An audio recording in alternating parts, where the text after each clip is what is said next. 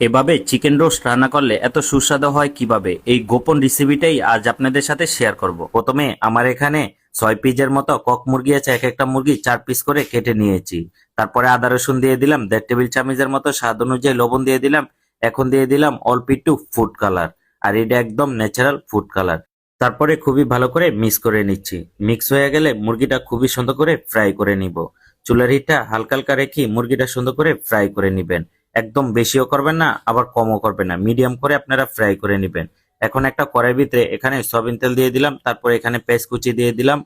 এখন দিয়ে দিব মশলা। আমার এখানে এলাচ, দারচিনি, তেজপাতা, পাশাপাশি কিছু কালো এলাচও এখানে দিয়ে দিলাম। মশলাগুলো আপনাদের পরিমাণ অনুযায়ী আপনারা দিয়ে দিবেন। পেস্টটা একদম ভাজা ভাজা হয়ে গেলে তারপরে আপনারা আদা রসুনটা দিবেন। আমার পেস্টটা ভাজা ভাজা হয়ে গেছে। এখন 3 টেবিল চামচের মতো আদা রসুন পেস্ট দিয়ে দিলাম। এখন দিয়ে দিলাম অল্প একটু পানি।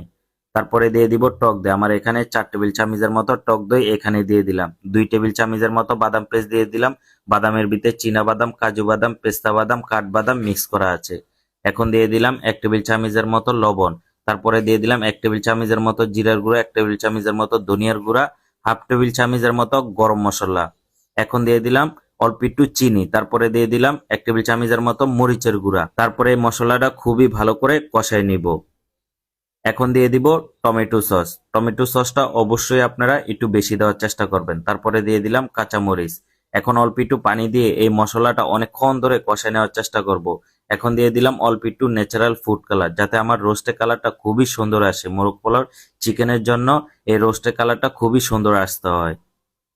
এখন দিয়ে দিব গুঁড়া দুধ। আমার এখানে 2 টেবিল চামচের মতো গুঁড়া দুধ অল্প একটু পানি দিয়ে গুলিয়ে তারপরে মুরগির উপরে এখানে দিয়ে দিলাম, যাতে আমার টেস্টটা খুবই ভালো আসে। সেই জন্যই কিন্তু আমরা গুঁড়া দুধটা ব্যবহার করি। চিকেনটা আপনারা একদম মাখা মাখা করে নেওয়ার চেষ্টা করবেন। এখন দিয়ে দিলাম ঘি, আর ঘিটা অবশ্যই দিবেন। ঘিটা দিলে ফ্লেভারটা খুবই সুন্দর আসে।